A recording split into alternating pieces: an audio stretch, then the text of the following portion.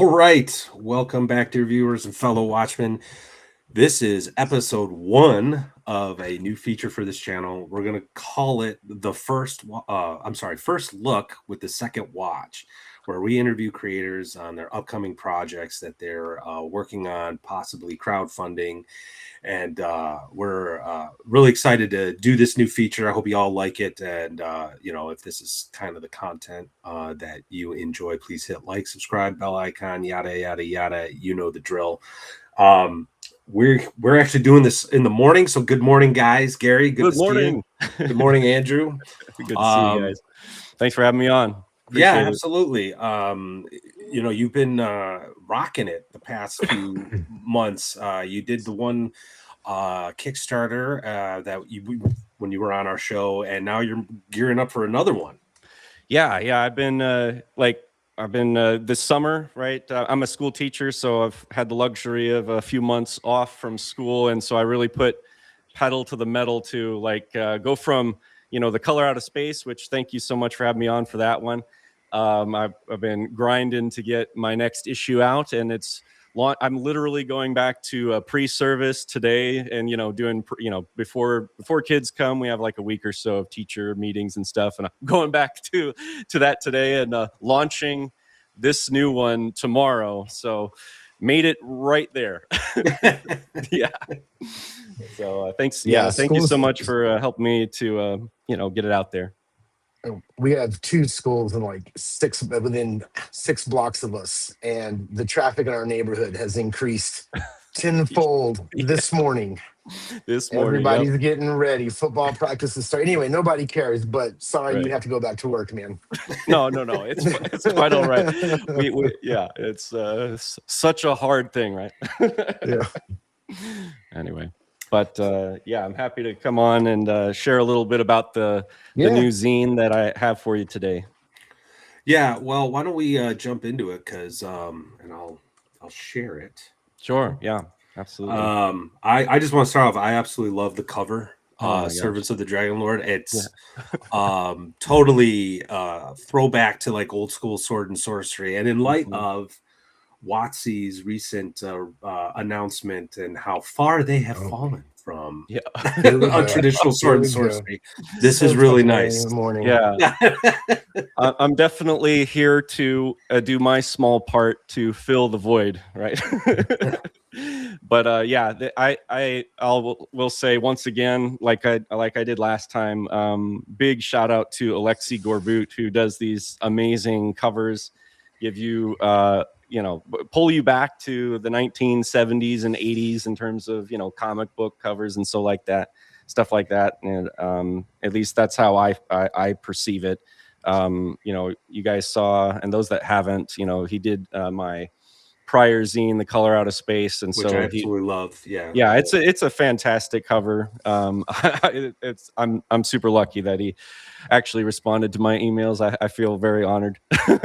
But yeah, no, you definitely should reach out to him. He's very if anybody out there looking to commission, he does a ton of commissions, and you can get amazing artwork like this. The story behind it, I think he was doing some of his own comics or doing commissions for others. I think this one was his own, and I saw this pop up on my feed, and I'm like, I have to see if I can essentially license it for this zine. I immediately reached out to him, and he agreed, and then added my my branding onto it, and so it came to be, and a whole adventure was spawned because of this one cover. So so this was like the inspiration for the adventure contained in the scene. Oh, yeah, exactly. Instead of so on most of them, right, and probably for most people in general, they have an idea, they create the adventure, and then they commission somebody to realize that into their the cover of their story.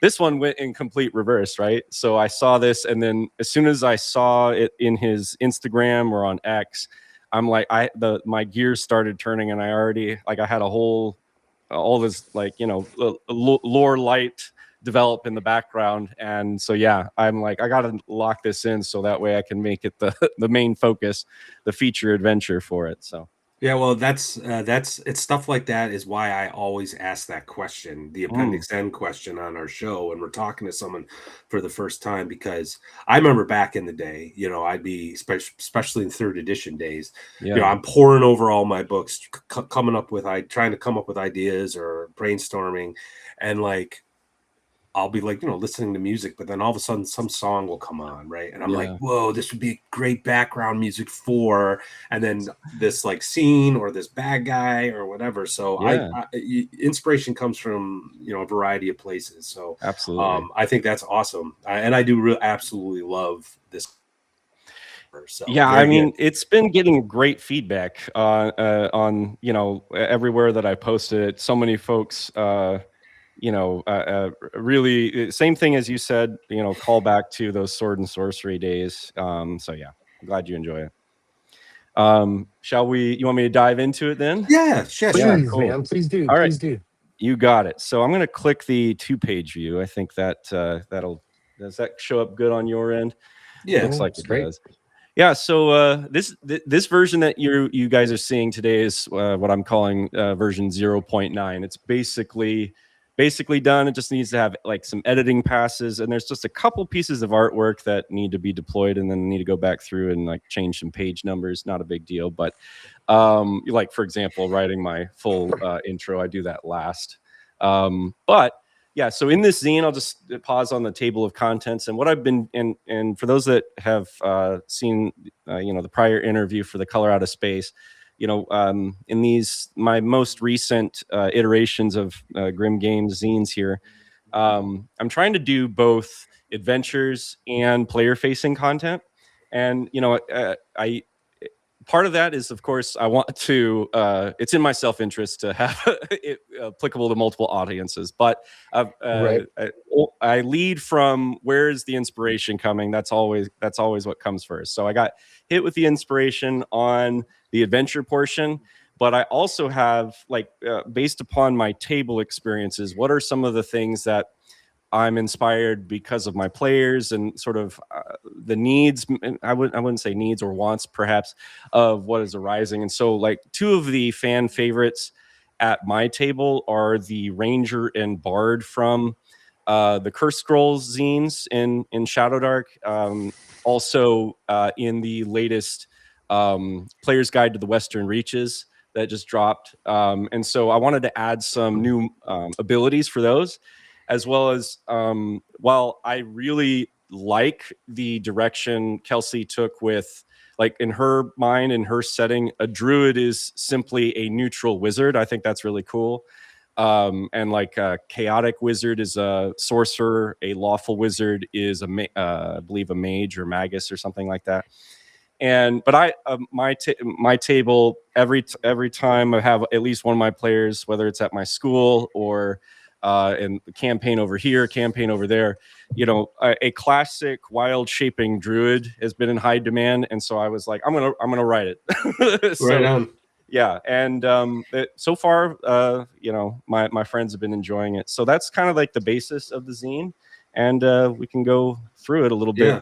I was more. just gonna say, one of my players, Yeah, in-person players, Druid is well, I don't know if Druid necessarily is his favorite thing, but he likes wild shaping. He likes yeah, changing himself into like creatures and stuff. And he likes one of the last like more standard D&D games we were in together. Yeah, he was mm, wild shaping and summoning woodland animals to go attack goblins and stuff, and he had a grand old time. So yeah, yeah, I found that kind of a odd. I mean, I liked it because it was very traditional sword and yeah. sorcery, what Kelsey did, but I was just like, I sort of felt like, oh, hey, you're kind of writing off an entire area you could be going into, So, Right. so yeah, no, I thought the wild shape stuff you have in here is interesting. Yeah, thank you. Yeah, I was like, I totally agree with you. I'm like, well, there's again, anecdotally, I just have all of these people have an itch, and I'm like, I'm gonna scratch that itch with this fill this void, and hopefully people enjoy it, right? So I'll just go in order, start with some of the mods here, and in my prior zine, in Color Out of Space, it includes some similar modifications for the core classes of fighter and thief. The idea here is to spice up a little bit of the even level progression. So for those that don't know, in Shadowdark, you roll on the talent tables for that class on odd levels, first, third, and so on. And usually on the even levels, you know, they have a particular ability, like for the fighter, weapon mastery, or for the thief, it's backstab, that gets some level scaling on those even levels. And that's great. And it's, you know, it works really well, right? Again, just anecdotally, in my case, especially with my I teach a lot of my students how to play through Shadowdark, because it's really easy to onboard to the hobby, as like a gateway to the whole hobby. And you know, it's a little bit feels bad when, you know, the magic users are, you know, choosing out and picking out a new spell every single level, or, you know, and you as the fighter, or you as the thief, or in this case the ranger and the bard, you know, the even level doesn't have much outside of rolling for HP, which everybody does. So that's kind of like the context. And so the default position for this is on even levels. The ranger can add an additional remedy to their repertoire. The ranger by default has 5. If you look at it in the Cursed Scroll zines or in the Player's Guide to the Western Reaches. And so the idea here is on those even levels, they'll roll on this table. So it's not like, you know, there's some of these that are more powerful than others, but I like one of the things I love about Shadowdark is the RNG, right? Your character is more of like emergently built if you play more of the randomization part of it. I'm a big fan of 3d6 down the line, rolling for your talents. You know, not necessarily, like, again, I have a lot of friends who love, they're power gamers and they love tinkering their builds. This is not necessarily the system that supports that. So this is very much, you know, what does RNGesus give you? And we'll find out.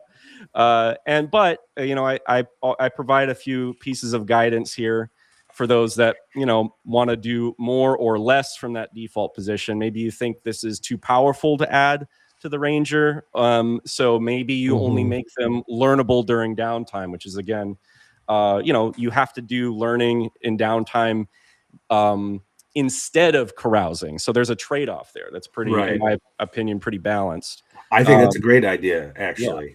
I agree with you on that. Yeah. So like, you know, half the party's going out there and getting, you know, 3, 4, 5 additional XP through carousing. Maybe you sacrifice that to pick up a new ranger role or something. So yeah, I think that's totally balanced. I like that idea a lot. I like that idea a lot. And that goes true with the bard here as well, right? So it's basically our bardic repertoire. It's basically, you know, it kind of repeats the lingo here a little bit, but you have a list of talents that you know, expand upon.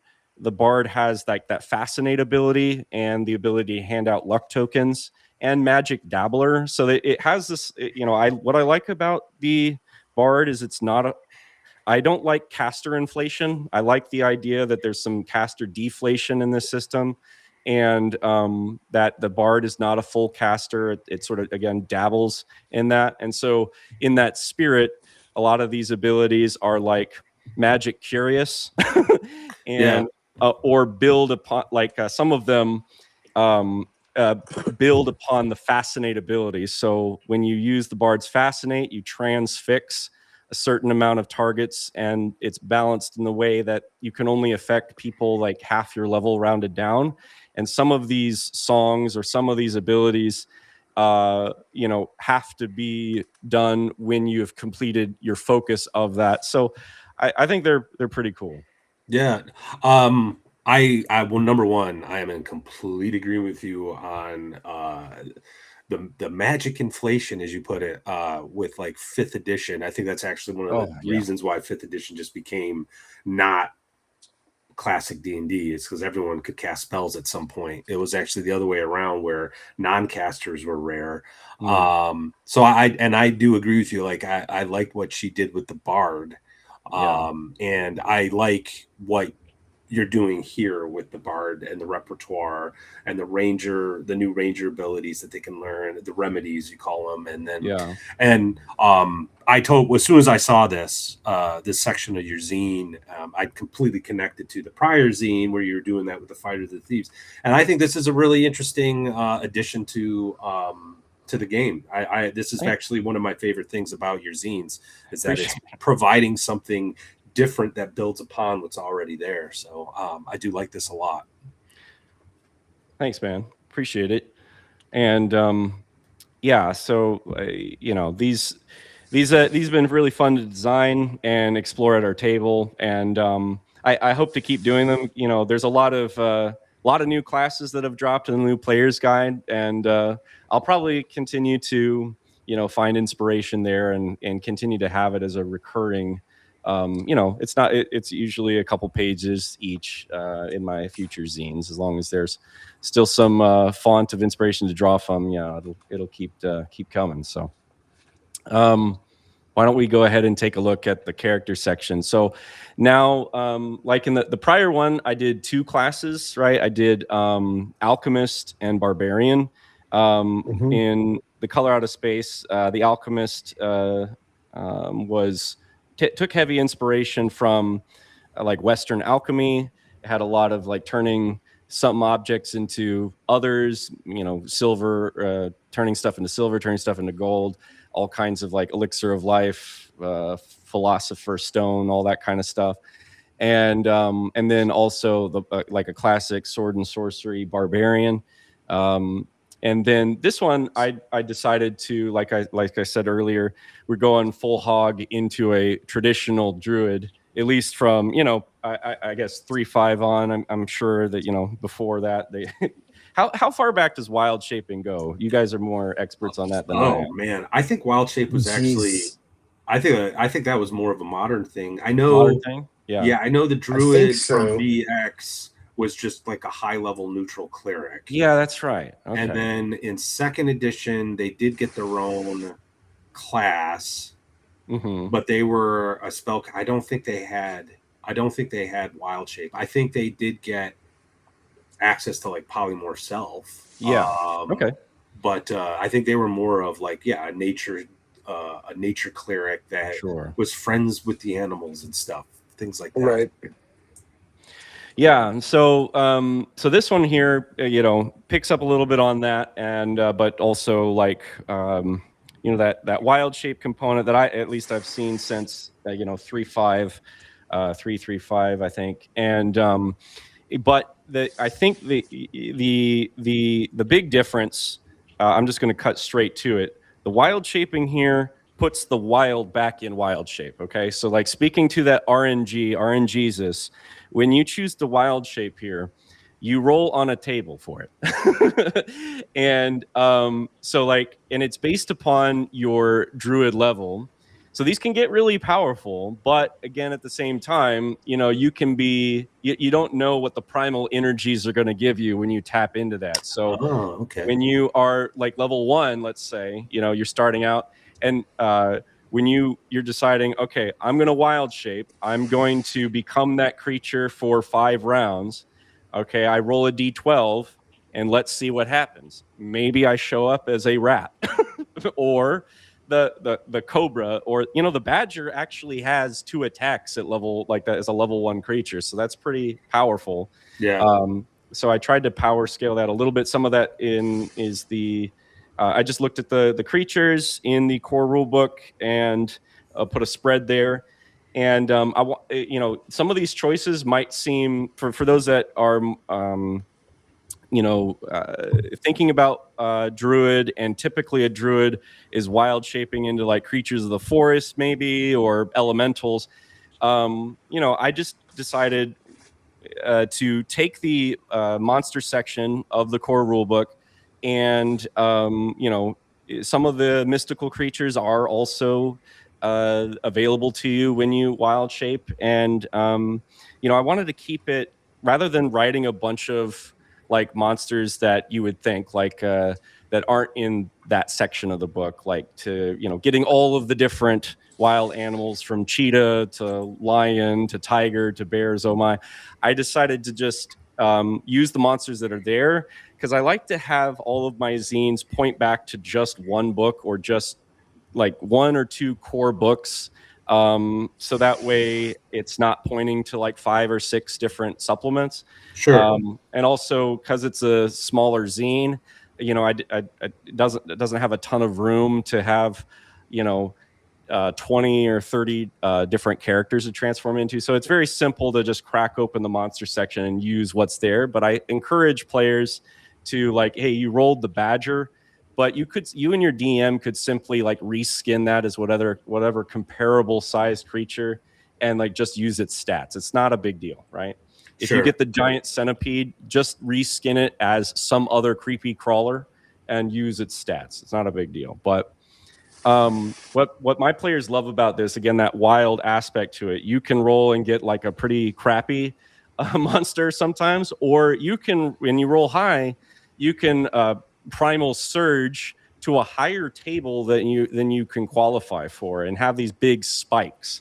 And again, the sort of the quote balancing to this is wild shape is a once per day ability. It's once per rest. So you kind of pop it in an opportune time, because another part of one thing I don't like about wild shape, especially in 5th edition, is that you can constantly play these HP games where you know what I'm talking about. So when you wild shape, you get the full HP of that creature. You get knocked out of it, you're back at your normal HP. You can wild shape again, get another big HP bump.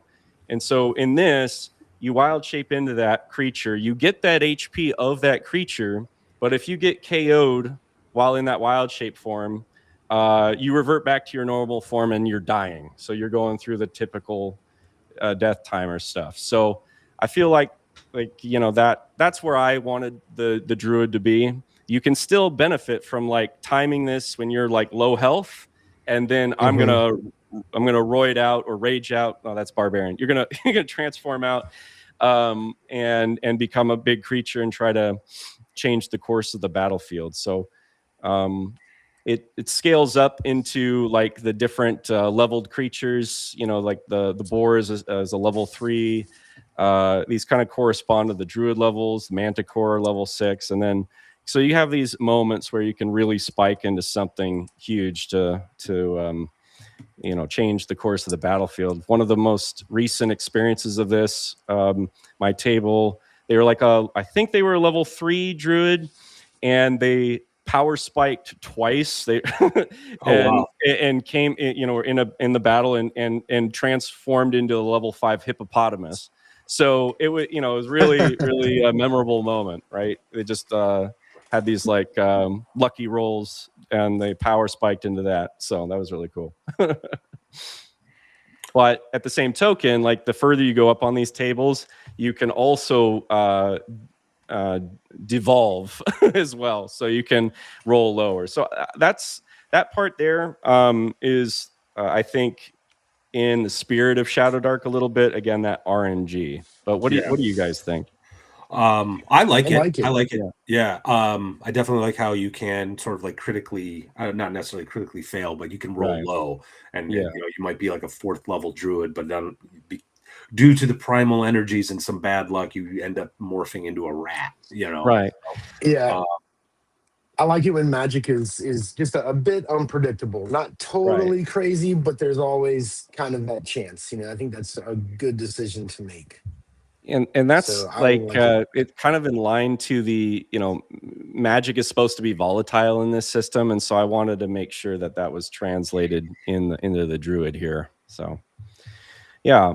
You know, and speaking of that as well, the druid does have mishaps. So when they, you know, I imagine them, you know, channeling the ley lines of the Earth's energy, and sometimes that primal force is hard to control and maintain. Sometimes it's corrupted. So like a few, one of the through lines here on these mishaps are the tainted ley lines. And you accidentally summon demons. Nice. So there's some of that. but or you cause like a huge explosion. I actually got in the mishap art today from one of my artists. So the art that's going to go here is essentially the primal explosion. You see as number 9 here, and it just sort of, it's kind of like it looks like artwork, the obliterate artwork from Magic the Gathering, basically a tactical nuke centered on the creature and just like vaporizing people and monsters that are nearby. So so that one's fun. So those mishaps kind of fall in line with like the wizard you see in the core rules. One of the things, I always, what annoys me in a lot of game systems, especially modern D&D, is that clerics and magic users are kind of treated the same. And I get it from a mechanical perspective. But you know what? The one thing that 4th edition did that I thought was cool is they separated powers by like categories. And the druid, or like, well, it was the druid, the ranger, and a few others had primal. Yeah. And that was like their power source. And I love how you tapped into that here with like the ley lines and stuff. I like the implied sort of setting. It's kind of pointing to like, yeah, there's magic, there's arcane stuff, there's clerical magic, but there's this other thing out there, and that's what these druids are tapping into. So I like that a lot too. Thanks. Yeah, I want to. You definitely picked up on it when you go through like some of these mishaps. You see that kind of alluded to. I like one of my favorites is sort of the line here with the 12 option on all these, like Terra's rebuke. So like you pissed off the earth, right? And you're getting slapped back for that. So yeah, speaking on that line, one of the things of the Player's Guide to the Western Reaches that I like so much related to that separation of wizards and priests, like the wizard mishaps, were very distinct with the showing you what happens when you critically fail. The priests have like that penance, and it was kind of like the core rules have like, all right, you might have to pay a fine and you get your spell back. Really think the improvement in the Player's Guide gives, like, if you go to each of the gods, it has like a bunch of penance that's more clearly defined, and I highly recommend people use those at their tables rather than just slapping a fine on your characters. Those are really cool, right? Make them go on a path of repentance or something that adds a lot more flavor to the game, for sure. Agreed. Yeah. So now the druid is a full caster in this. And but I took the I wanted to respect the design space of, like, the wizard has for each spell tier 12 options, and I think that should be, in my opinion, that kind of like repertoire should be to the wizard class in Shadowdark. The model on the core rules of the cleric, or the priest, having like 6 or half those options, so 6 per tier default. I think that was I followed that model. I know in the Player's Guide to the Western Reaches, each of the classes has some expanded spells based upon their alignment. So maybe in the future I expand that a little bit. But I wanted to keep it 6 per. A lot of the spell list you see here is inspired by classic druid spells that you're probably familiar with, but and most of these are like, there is some overlap between the priest and the wizard in terms of their spell repertoire and the core rules. Like both have access to the light spell, both have access to protection from evil, both have access to protection from energy, I believe. So there are like a couple of spells here that pull from, and this follows the Shadowdark license. You're allowed to use the rip the spells if you want to. That's one of the things that you're allowed to do for third parties. So Stone Skin, for example, that one's straight from the core rules, and it's often on the Druid spell list. It makes total sense to add it here. Same thing with Regenerate. So those ones come and Protect from Energy. Those come from the core rules, but most of these other ones are my iteration of the classic evolution of these spells over time. So you want me to just give like a couple of my favorites? Go ahead. Okay. Yeah, so I featured here in this artwork, I had to do Call Lightning. That's one of my favorites. So you got to. That's classic Druid stuff right there. Yeah. You summon that storm and you're whipping down lightning bolts. For this one, you conjure raging storm clouds filling a double near-sized cube. A wild bolt of lightning strikes one random enemy underneath. So I kept that focus spell hitting a random enemy rather than it targetable. So there is a little bit of difference in all these, but using the spell outside, and classically in Call Lightning, you'll read in a lot of different spell descriptions, if you're outside in the proper weather conditions, it gets a power spike. So I took inspiration on that. On the right hand side here, I liked how historically a lot of you see like blind deafen. I decided I thought it would be fun with the Druid to combine a few classic spells of like cure/inflict poison or disease, and so you can kind of like mold that spell as you see fit to debilitate others or cure others of like those specific things. So if somebody gets hit with cobra poison and goes to 0, those poisons, man, if you fail that save, you go straight to 0 and you're dying. So this fills out a little bit of that niche there. Makes sense since you're a Druid, right? The wilderness and all those hazards. We got one more. The spell art here that's going to be filling that is Protection from Energy. It's going to have a picture of like a big dragon blowing fire, like a classic picture like that, and sort of like a force shield of energy being absorbed there. Flame Blade, the way dual wielding is not something in Shadowdark, right?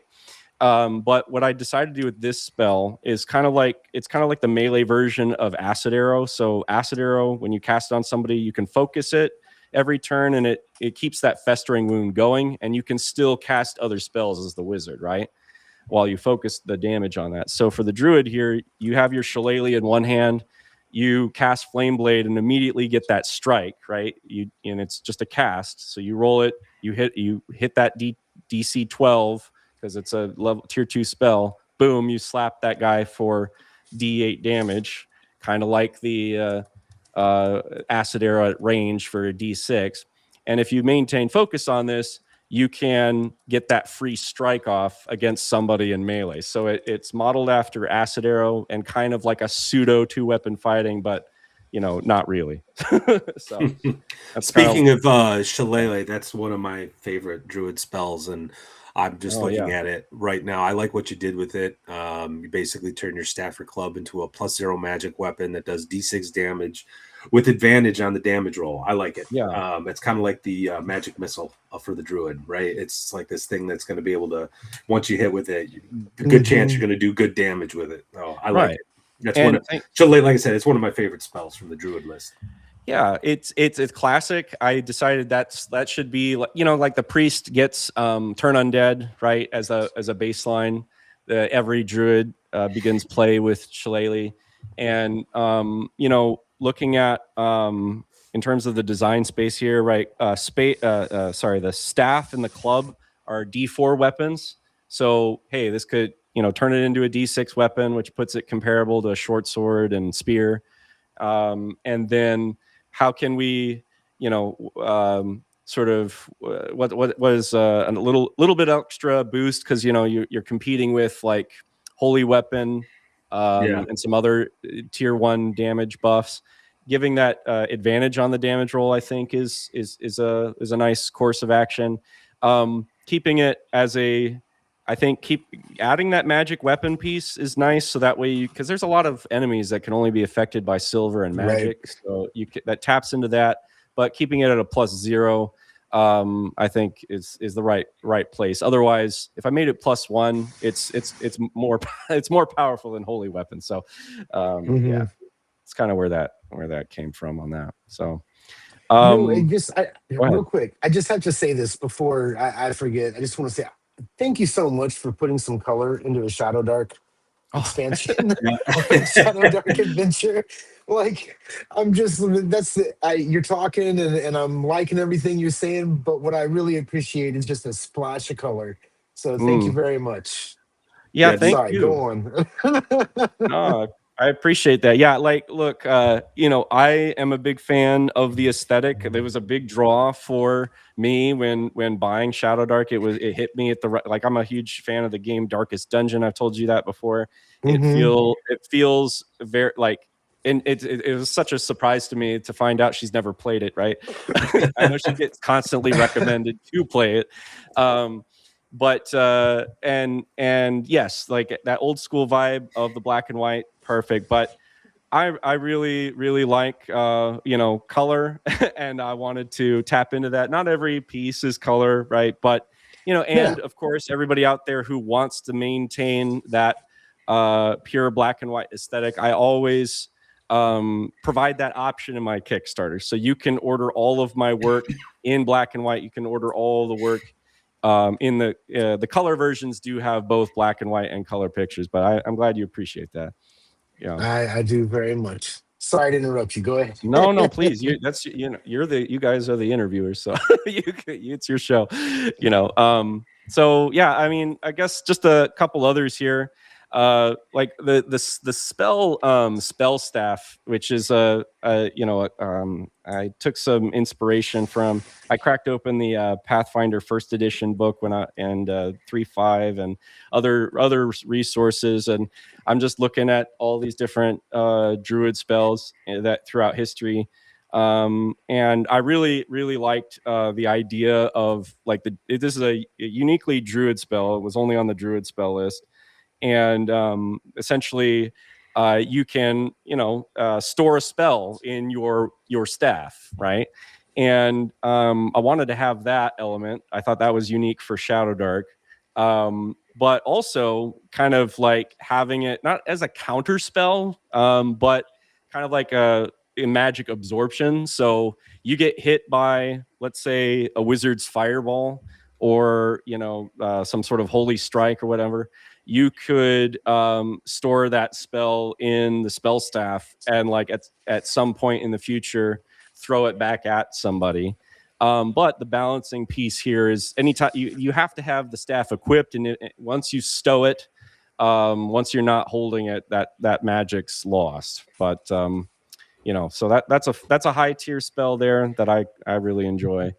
And then you got your summon nature's ally classic, transportation via plants, all that stuff. I one of the things I learned while making these, like how to actually edit like this L shape in every time I'm making these zines, I'm learning something new. I got this artwork in for Wall of Thorns and Whirlwind. I'm like, how do I make this fit exactly in here? And so I learned how to do that. YouTube tutorials, man, the lifesaver. DIY. What program are you using for your zines? Yeah, so I wouldn't pay for this if I didn't get it for free, right? But I've got the whole Adobe suite. I'm very lucky that as a teacher, they give it to me for free. So I use Adobe Premiere Pro for my video making. I don't tap into even like 10% of its power, right? But same thing here. I'm using Adobe InDesign. And again, it's a part of the learning process. I started with back in the day with my first zine, Fishmonger's Secret. My friends did that in like Photoshop. When I started working for myself, I started with Canva, with Last Isle of the Dread Legion, and then with Color Out of Space. And this one, I'm keep leveling up my Adobe InDesign game. So. Yeah. So Anyway, Andrew, yeah, go ahead. oh, I'm sorry. No, I was just No, gonna please. say, I know that we've got all these character options, but there's also an adventure in this, correct? Like Yeah, right towards the end. We don't want to give anything away, no but can you problem. give us a brief kind of overview of the adventure before we have to head out? Yeah, let's do it. So I want to also one of the fun. So this is the intro to the adventure, and one of the fun things that I do, starting with the color out of space, is I always put the concept of the front cover, concept drawing, concept sketch on this page. So what you're seeing right here is Alexei Gorbutz's concept sketch for the front cover right here. So it's a Hmm. little you know, I like it. I know I it's like a it. little out Yeah. of place, but I enjoy that. So No, it's cool. yeah. And so Servants of the Dragon Lord, you know, the basic pitch here, the West is overrun, its guardian castle laid waste, scaled warriors pillage the land, blight and fire in their wake. Months later, the Dragon's Lord's messengers offer terms. He demands a crippling tribute, a fate preferable to utter annihilation. Yet in ruin, there is opportunity. Rumors swirl of a loot-laden warband taking refuge within the hidden caves beneath the fallen keep, right, that was destroyed here. Soon they return to their master's domain deep within the forest. The sort of basically like the pictures that you see with all these warriors, like on the front cover, you see like a dragon emblem on the shield. The loose lore here is that it's a forest dragon. You can look that up in the core rules, and so that kind of inspires their like poison and noxious effects. Anyway, soon they return to their master's domain within the forest. Treasure-hungry mercenaries and thieves are already plotting to steal back what was taken. Are you one to seize the plunder for yourself or bring some relief to the village from under the tyrant's claw? So this is a quick time-bound adventure. If you rest, the warband leaves. So it's a one Very night heist. nice. That's awesome. Yeah, That's you got very one night cool. to loot as much as you can. The big ass warband is in these caves, and Yeah. it's really high risk, right? And really deadly. And so you and your party are going to try to infiltrate. And you get if you find where like they're storing all of the loot, right? You can grab as much cash and as much stuff as you can and infiltrate out. And then once you rest, they're gone, right? And so and then the players, I like that little hook there at the end. Some players are just going to keep it for themselves. Some players are I'm going to have this kind of loosely reflected in the carousing table a little bit on how, some chaotic versus lawful options. But yeah, it's a straightforward basic adventure pitch. And Awesome. would you like to see a couple of teasers in terms Well, of like rooms and art? yeah, real quick, man. Everything's starting to wake up, and so we're about to. I'm Head about to out, yeah. not be able to do this peacefully. So No problem. I got children and animals. Gotcha. I'll just throw a couple pictures here. So like you can either intentionally or accidentally summon a demon and have that encounter there. There's some like really risky cursed items. That's actually that was a comment I want to make. That's one of my favorite encounters. I don't want to give it away, but I absolutely love it. Yeah, Thank you, absolutely love it. It's a big FU. Yeah. So check that out. If you have some classic battles with Dragon Lord servants, and I love this art right here that Big Eggs Black Pen did. I like the black on red. The red in the background. Yeah, I think that's I really like that a lot. Yeah. So that's basically it. We'll just leave it at that. And you got one night. How much are you going to get, or are you just going to TPK? Because it's going to be high risk, man. These guys they're not to be messed with. Well, I really like the idea of the adventure being sort of a one night heist, as opposed, we almost everything we do, you walk into the dungeon until you get hurt, and then you come out and you camp, and then you go back into the dungeon a little bit further, and then you go back and camp. I like the time limitation. I think that's really, really cool. Really Thanks, cool. man. Well, one other quick question: as these go on, and there is sort of an implied setting to this. Yeah. These things kind of fit together. Down the road, maybe? Are we looking at kind of Anyway, I mean, dude, never, I'm never going to say never, right? I think the more I do this, the more confidence I build, and the more like I feel like I think 2020, 2028, I might take a stab at writing a full book. So we'll see how it goes, dude. But yeah, well, keep on. I'm gonna keep. I think that's what Kelsey did with Cursed Scrolls. Like over time, it became a setting. yeah. The Western Reaches. So we'll see how it goes. But yeah, I'm not going to say never. Well, Neil, I know that we at the Second Watch are really rooting for you. You kind of Thanks, embody man. all those things that we're trying to promote, the third party, the independent creators, and just upping your game, which it looks like Yeah. once again you have upped your game a bit, Andrew. So Thank you. awesome, man. Thank you for Appreciate it. keep us posted. Matt? Yeah, absolutely. Yeah. If you just whether you do another book, a big book or another zine, let us know, man. Will do. I love your stuff. I'll just Thanks. let everybody who's watching this know the Kickstarter starts August 4th, correct? Tomorrow. Yeah, absolutely. I took the day off even at the start of the school year, and I'm like, bro, I gotta be here, battle stations at the helm all day. I gotta celebrate, so I'm gonna be here tomorrow. Yeah. So the links to all this stuff will be in the description of the video. So please go check out Grim Games' latest Kickstarter. And if you made it this far in the video, please hit like, subscribe, bell icon, and check us out on the Second Watch, our live stream. Gary and I talk to creators, talk with fellow lovers of the hobby.